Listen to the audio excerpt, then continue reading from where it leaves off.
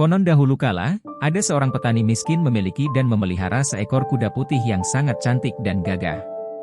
Petani itu sangat sayang kepada kudanya. Ia rajin merawatnya, memberinya makan, memandikannya, dan melatih ketangkasannya. Karena kuda itu gagah dan kuat, maka kuda putih itu pun menjadi pembicaraan di mana-mana. Kuda itu menjadi legendaris. Saking legendarisnya, sampai-sampai banyak orang yang ingin membeli kuda itu, termasuk orang-orang kaya dan pejabat. Suatu hari, seorang saudagar kaya datang ke rumah si petani. Ia terus terang mengakui tertarik dengan kuda putih itu.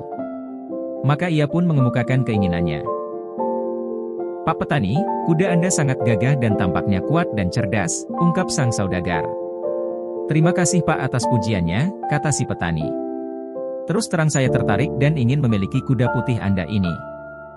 Sebutlah berapa harga yang Anda tawarkan kepada saya untuk membeli kuda Anda," kata sang saudagar. "Mohon maaf Pak, saya tidak menjual kuda ini," kata si petani dengan sopan. "Baiklah. Kalau begitu saya ingin membelinya dengan harga 5 kali harga kuda pada umumnya," tawar sang saudagar. "Terima kasih Pak, tapi mohon maaf saya tidak menjual kuda ini," kata si petani tetap dengan penuh kesopanan. "Baiklah. Kali ini saya beri tawaran sangat tinggi.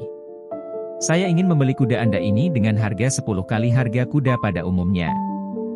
"Harga itu cukup untuk membeli sebidang sawah," kata sang saudagar meningkatkan tawarannya. Si petani menggeleng dan merapatkan kedua tangannya di dada. "Aduh, terima kasih banyak Pak. Tawaran Bapak sangat tinggi, tapi sekali lagi mohon maaf Pak. Saya tidak menjual kuda ini," kata si petani dengan sopan. Sang saudagar tentu saja kecewa, tapi ia tidak marah karena si petani melayaninya dengan sopan, dan juga menolak dengan sopan. Ia pun pamit dan menjabat erat tangan si petani. Setelah sang saudagar pergi, si petani didatangi oleh beberapa tetangganya yang juga petani dan menanyakan maksud kedatangan sang saudagar. Si petani pun menceritakan pembicaraannya dengan sang saudagar. Mendengar penjelasan si petani, para tetangganya pun menyatakan menyayangkan karena si petani tetangganya tidak mau menerima tawaran sang saudagar. Bukan hanya menyayangkan, malah ada di antara tetangganya yang mengejek dan mengeluarkan kata-kata yang kurang enak di telinga si petani. Tapi si petani tetap tersenyum dengan sopan. Keesokan harinya, kuda putih itu hilang dari kandangnya.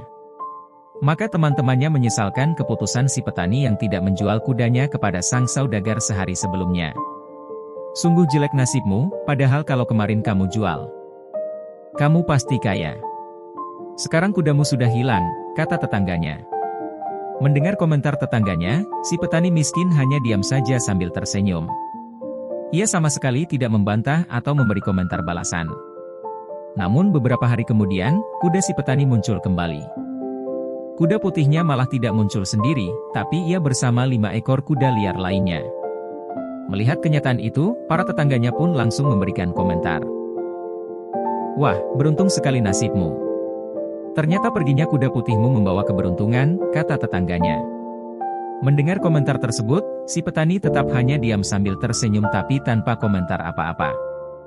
Beberapa hari kemudian, anak si petani yang sedang melatih kuda-kuda baru mereka tiba-tiba terjatuh dan kakinya patah. Si petani tentu saja sedih, tapi ia tidak mengungkapkan kesedihannya. Justru tetangganya yang datang membesuk yang memberikan komentar. "Rupanya kuda-kuda itu membawa sial. Lihatlah sekarang, anakmu kakinya patah," kata tetangganya. Mendengar komentar tetangganya yang juga sama-sama petani, si petani miskin itu tetap diam sambil tersenyum tapi tanpa komentar. Seminggu kemudian terjadi peperangan di wilayah itu.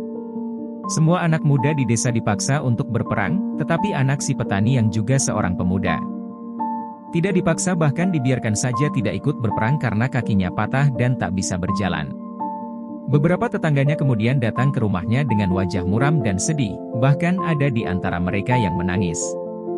"Beruntung sekali nasibmu karena anakmu tidak ikut berperang. Kami harus kehilangan anak-anak kami," ujar salah seorang dari mereka dan dibenarkan oleh yang lain.